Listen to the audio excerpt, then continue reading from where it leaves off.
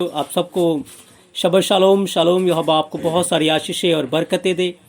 और एक बार फिर से हम यहोवा अब्बा के बड़े अनुग्रह के द्वारा आज उसकी हजूरी में है कि उसके वचन से हम भेद की बातों को, गहराई की बातों को सीखें। और मैं विश्वास करता हूं कि जब आज का विषय आप सीखेंगे तो आप बहुत सारी आशीषों को, बरकतों को अपने जीवन में हासिल करेंगे प्रिय अजीजों। तो जैसे कि आप जानते हैं कि आज का जो हमारा विषय है कि पतरस का 3 बार इनकार करना एक बड़ी भविष्यवाणी की ओर इशारा है। मैं आपको बताना चाहता हूं कि कुछ भी इस दुनिया के अंदर जो कुछ भी हो रहा है, बाइबल ये बयान करती है कि कुछ भी नया नहीं है। सब कुछ हो चुका है और जो हो चुका है वही दोहराया जाएगा। तो क्या हो चुका है, किस प्रकार से हुआ था और किस प्रकार से होगा, ये जानना हमारे लिए बहुत ज़रूरी है ताकि हम समझ सके यहोवा की प्लानिंग को, यहोवा की मर्जी को, ताकि हमारे लिए जो आने वाला समय है, टाइम है, वो बहुत इजी हो जाए।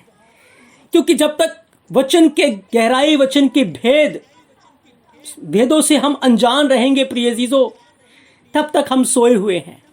और जैसे जैसे वचन के रहस्य, वचन की भेद की बातें हमारे जीवन के ऊपर खुलना शुरू हो जाएगी, हम अंधकार से निकलकर ज्योति की ओर बढ़ना शुरू कर देंगे। और जो ज्योति में रहते हैं वो जागते रहते हैं, और जो जागते रहते हैं उनके लिए यीशु मसीह प्रकट होगा, यीशु मसीह आएगा और उनको अपने साथ ले जाएगा। जो अंधकार में हैं वो सो रहे हैं और वो सोते ही रह जाएंगे प्रिय अजीजों। तो जब आप वचन को पढ़ते हैं, यूहन्ना 13:37 वचन के अंदर यहाँ पर यीशु मसीह ने पतरस को ये बात बताई थी, पतरस को ये बात कहा कि पतरस कि आज मुर्गे के बांग देने से पहले 3 बार मुर्गा जो है वो बांग नहीं दे देगा, तो 3 बार मेरा इनकार कर लेगा। मुर्गे के बांग देने से पहले तू 3 बार आज मेरा इनकार कर लेगा। ये बात यीशु मसीह ने क्यों पतरस को कही? क्योंकि पतरस इस बात को बहुत जोर देकर कह रहा था कि प्रभु अदनोई, मैं तेरे साथ मरने के लिए भी तैयार हूं। हर कोई तुझे छोड़कर जाए तो जाए, लेकिन मैं तेरे साथ मरने को भी तैयार हूं। आज बहुत सारे ऐसे लोग हैं जो कहते हैं कि हम मसीह के लिए जान देने को तैयार हैं, हम मसीह के लिए मरने के लिए तैयार हैं, लेकिन जब समय आता है उसके लिए खड़े होने का, उस समय हम पीछे हो जाते हैं। क्यों? क्योंकि पतरस की तरह। और आज हमें प्रिपेयर होना है ताकि उस समय के, उस घड़ी के विषय में जब हम जागरूक होंगे, तैयार होंगे, तो प्रिय अजीजों, हम उस समय मसीह का इनकार नहीं करेंगे, पर उसके लिए प्राण देने के लिए हम खड़े रहेंगे। इसीलिए इन बातों को सीखना हमारे लिए बहुत ज़रूरी है। याद रखें, यहाँ पर यीशु मसीह ने जो बात कही है कि आज मुर्गे के बांग देने से पहले तू 3 बार मेरा इनकार कर लेगा। अब बाइबल को जाने कि मुर्गा किस बात की ओर इशारा करता है, मुर्गी किस बात की ओर इशारा करती है। एक इशारा है, एक भेद है। जब आप बाइबल को पढ़ते हैं, लूका 13:34 से 35 वचन को, तो यहाँ पर यीशु मसीह ने कहा, हे यरूशलेम, हे यरूशलेम, तू जो भविष्यवक्ताओं को मार डालती है और जो तेरे पास भेजे गए हैं उन्हें पथरौ करती है। कितनी बार मैंने चाहा कि जैसे मुर्गी अपने बच्चों को अपने पंखों के नीचे इकट्ठा कर लेती है, वैसे ही मैं भी तेरे बालकों को इकट्ठा करूं, पर तुमने नहीं चाहा। यहां पर यीशु मसीह ने अपनी जो तुलना है वो मुर्गे के साथ की है। तो वहां पर जिस बात की ओर यीशु मसीह इशारा कर रहा था, वो मुर्गी को मुर्गी ना देखते हुए वो यहोवा को आप देख सकते हैं वहां पर। क्योंकि यहोवा अपने आप को एक पंछी के रूप में, पक्षी के रूप में भी बहुत बार बाइबल के अंदर दिखाता है। उकाब के समान वो अपने आप को प्रकट करता है। जब आप निर्गमन 19 अध्याय 3-4 वचन को पढ़ते हैं, वहां पर यहोवा अपने आप को उकाब के समान प्रस्तुत करता है। तो प्रिय अजीजों, यहाँ पर आप मुर्गे को ना देखते हुए वहां पर आप यीशु मसीह की झलक को, यीशु मसीह को देख सकते हैं। अब जब मुर्गा बांग देता है, मुर्गा जब बोलता है, तो उसका बोलना क्या होता है? भोर हो चुकी है, उठ जाओ। भोर हो चुकी है, उठ जाओ। लेकिन क्या होता है, हम उस समय नींद में मस्त होते हैं और उस आवाज को इग्नोर करके सोते हैं। भोर का जो समय है वो प्रार्थना का समय होता है और उस समय मुर्गा बांग देकर उठा रहा होता है। बहुत सारे लोग उस बांग को सुनकर उठ जाते हैं और बहुत सारे सोते रहते हैं। तो बाइबल बयान करती है, यीशु मसीह बोलते हैं, इसलिए जागते रहो कि तुम नहीं जानते कि तुम्हारा अदनोई यीशु मसीह किस दिन और किस घड़ी आ जाएगा। तो प्रिय अजीजो, जब यीशु मसीह इस बात को कह रहे थे तो पतरस ने उसकी बात को इग्नोर किया, क्योंकि पतरस को पहले ही यीशु मसीह ने बता दिया था और सारे चेलों को बता दिया था कि किस प्रकार से मैं क्रूस के ऊपर जाऊंगा, पापियों के हाथ पकड़वाया जाऊंगा और मुझे किस प्रकार से वो ठट्ठों में उड़ाएंगे, किस प्रकार से वो मेरा अपमान करेंगे और 3 दिनों के बाद मैं मुर्दों में से जी उठूंगा। लेकिन चेले इस बात के लिए बिल्कुल भी प्रिपेयर नहीं थे, वो तैयार नहीं थे। और जब वो समय, वो घड़ी उनके ऊपर आई तो एकदम से घबरा गए कि अब हम क्या करें, और सब के सब लिखा है तितर बितर हो गए। उनको समझ नहीं आ रहा था कि उस समय हम क्या करें। और आज जब हम वचन को सीख रहे हैं तो हम ये समझने की कोशिश कर रहे हैं कि जब समय हमारे ऊपर आएगा उस समय हम क्या करेंगे, हम किस प्रकार से हम प्रिपेयर रहें, हम तैयार रहें। लेकिन बहुत सारे लोग आज भी इन वचनों को सीरियस ना लेते हुए मजाक में ही ले लेंगे और वो क्या करेंगे, वो तैयार नहीं होंगे, और जो तैयार नहीं होंगे वो रह जाएंगे। प्रिय यीशु, तो यहां पर हम देख सकते हैं कि यहोवा की आवाज, यहोवा अपने लोगों को बार बार चेतावनी देता है कि जाग जाओ, जाग जाओ, जाग जाओ। क्या हुआ प्रिय यीशु, 3 बार पतरस ने इनकार किया। ये 3 बार इनकार करना क्या है? जब आप बाइबल के इतिहास को उठाकर देखें तो पूरी की पूरी जो इजरायली कौम है वो 3 बार बहुत विशेष गुलामी के अंदर गई है, जिसके विषय में बाइबल बहुत जोर देकर बयान करती है। पहली जो गुलामी है वो मिस्र की गुलामी है, जो कि 400 सालों की गुलामी है। और यहोवा ने अब्राहम को पहले ही बता दिया था कि जो तेरा वंश है वो मिस्र की गुलामी के अंदर रहेगा 400 साल तक। और वो गुलामी क्यों, गुलामी में वो है वहां पर, वो गुनाह के कारण, पाप के कारण। और यहोवा मूसा के द्वारा उनको बांग देकर उनको कहता है, जाग जाओ, तौबा करो, अपने पापों से मन फिराओ, अपने आप को पवित्र करो, क्योंकि यहोवा तुमको छुटकारा देने को जा रहा है। और वो जब 400 साल की मिस्र की गुलामी के अंदर थे उस समय भी उन्होंने यहोवा का इनकार किया। पतरस का पहली बार इनकार करना, क्योंकि पतरस जो है वो यहूदी कौम को, इजरायली कौम को रिप्रेजेंट कर रहा है। और उस समय जब पतरस इस बात का इनकार कर रहा है तो इस बात की ओर इशारा कर रहा था कि किस प्रकार से इजरायली कौम ने, जब वो मिस्र की गुलामी में थे और यहोवा के कलाम से वो दूर थे, यहोवा के वचन से वो दूर थे, उन्होंने किस प्रकार से इनकार किया। फिर भी यहोवा ने उस समय उनको मौका दिया और उस गुलामी की दलदल से उनको निकाल कर जंगल के अंदर ले आया और यहोवा ने उनके ऊपर दया की। प्रिय यीशु, उसके बाद दूसरी जो महत्वपूर्ण गुलामी के विषय में बाइबल बयान करती है वो है बाबुल की गुलामी, जो कि 70 साल की गुलामी थी।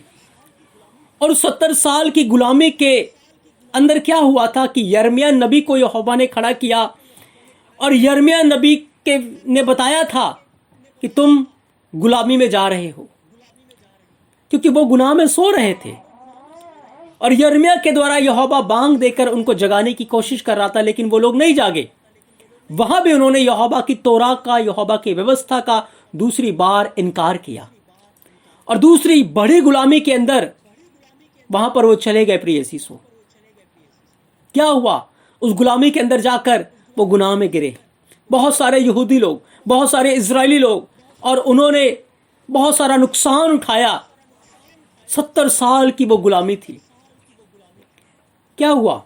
उस 70 साल की गुलामी के बाद जब लोगों ने तौबा की, मन फिराया, फिर यहोवा उनको उस गुलामी की दलदल से बाहर ले आया।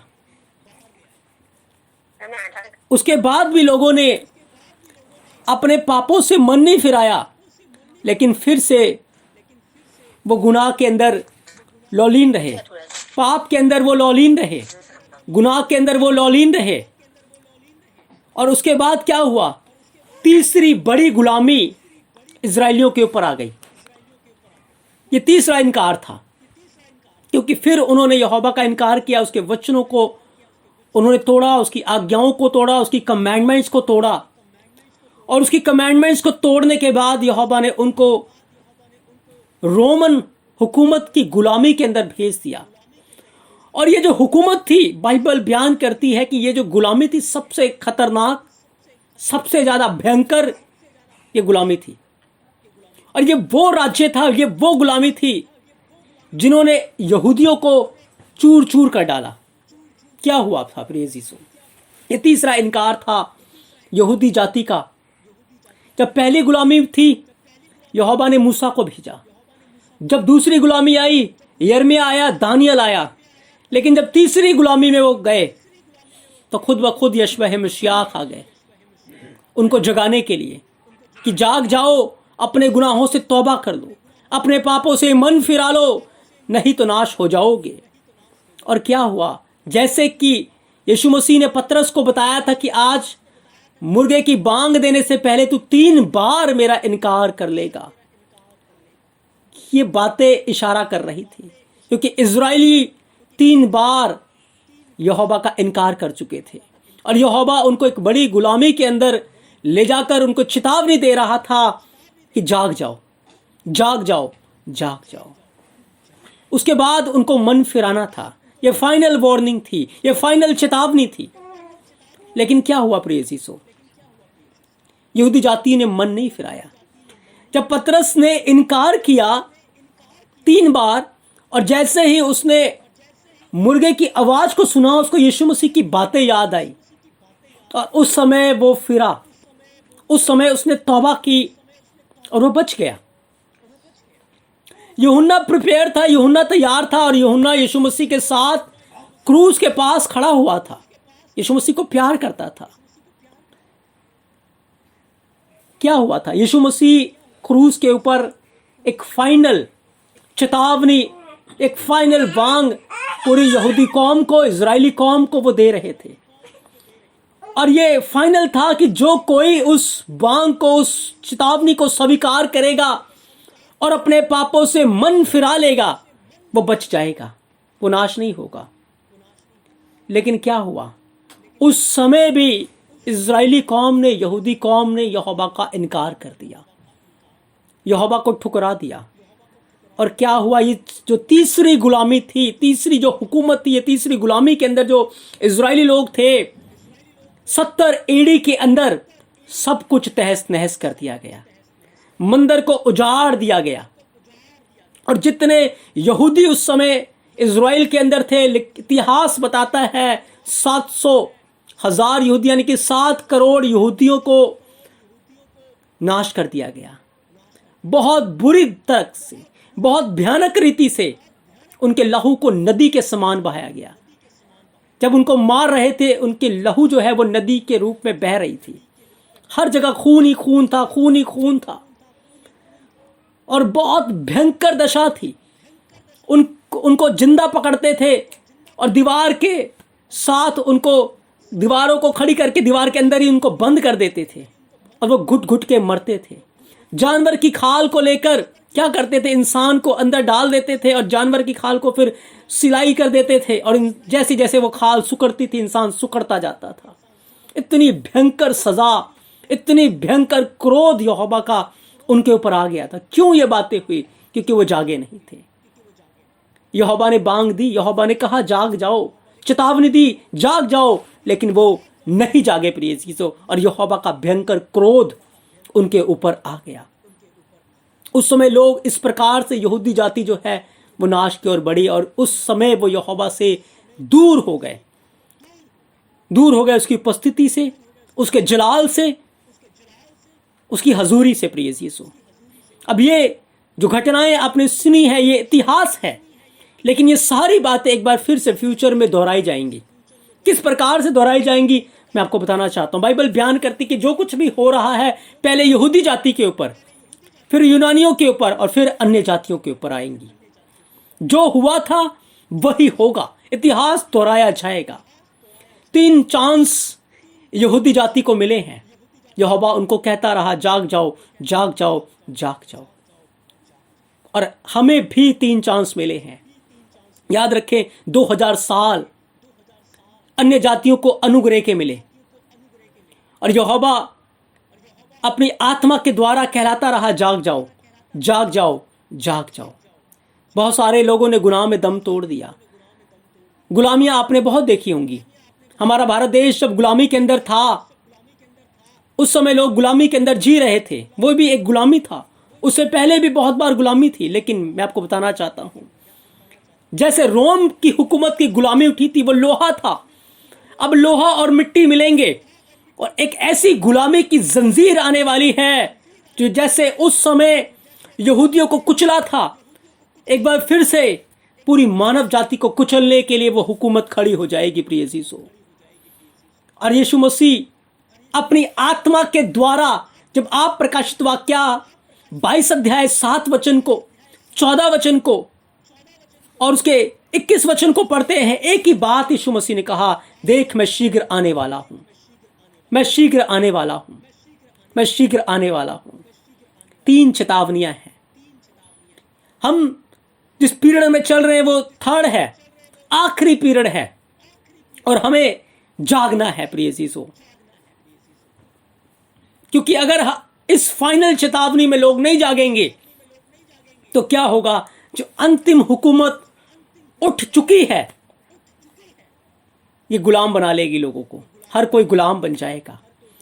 और उसके बाद क्या होगा, भयंकर रीति से जैसे उस समय लोग मरे थे, खून की नदियां बही थी, एक बार फिर से वही खून की नदियां बहेंगी। यहूदियों के ऊपर तो ये बातें बीत चुकी हैं, अब अन्य जातियों की बारी है। क्योंकि मैं आपको बताना चाहता हूं अब क्या होगा।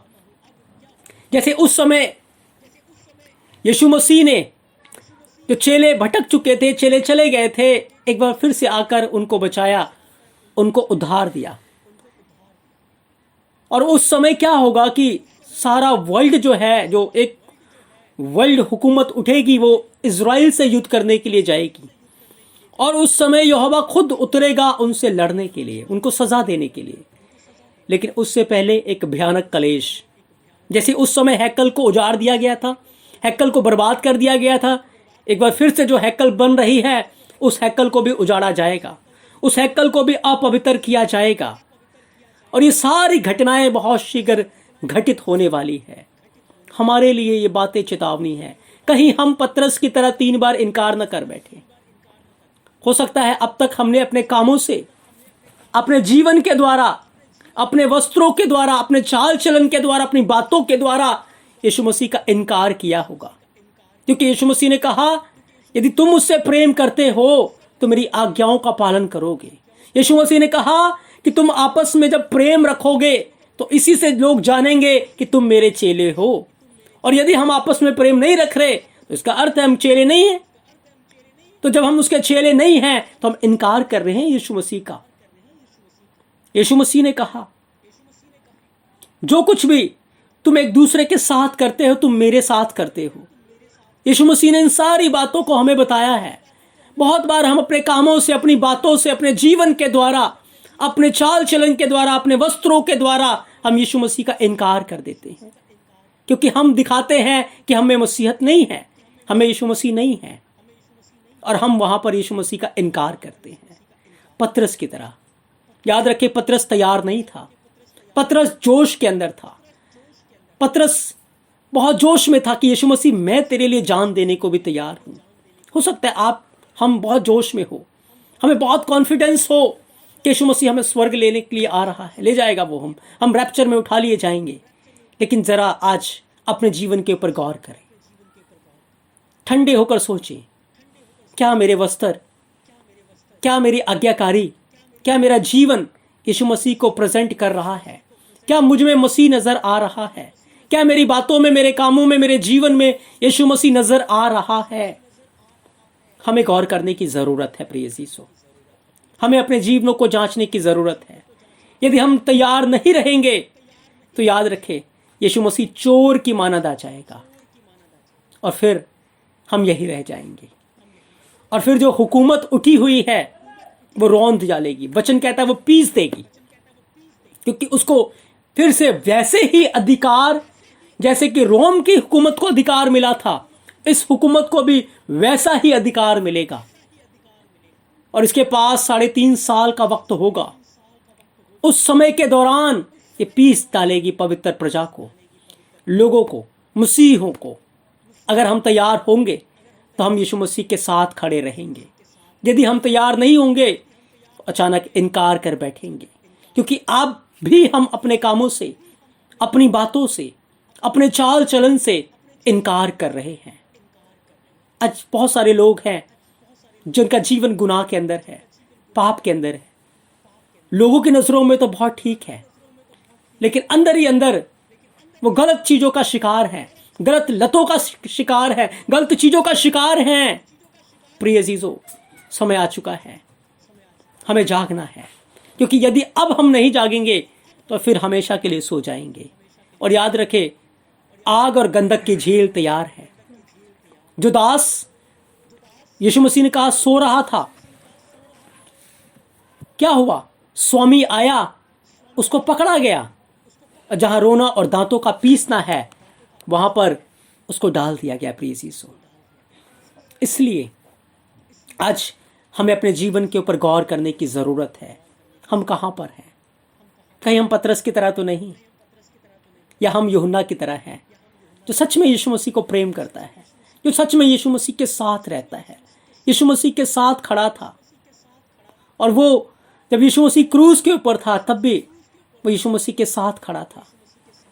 याद रखें, वो शालोम के अंदर था और यीशु मसीह ने उसको ही रिस्पॉन्सिबिलिटी दी, उसको ही कहा।